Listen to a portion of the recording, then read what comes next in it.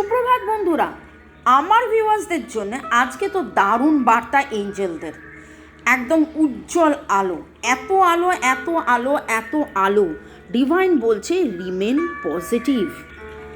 একদম যেখানেই মনের ভেতরে দুঃখ কষ্ট চাপা একটা আশঙ্কা ভয় এইসব রয়েছে, কারোর ওপর রাগ ক্ষোভ রয়েছে, গ্লানি রয়েছে, মনের মানুষ প্রিয়জন আপনজন পাত্তা দিচ্ছে না, আসছে না, কথা বলছে না, অর্থনৈতিক উন্নতি হচ্ছে না, বড্ড বেশি ভাবাচ্ছে। এটা ভেবে হচ্ছেটা কি? দুশ্চিন্তা ভেবে ভেবে ভেবে করে করে তো আপনি অসুস্থ হয়ে পড়ছেন। সেখানে ডিভাইন বলছে আপনি পজিটিভ থাকুন।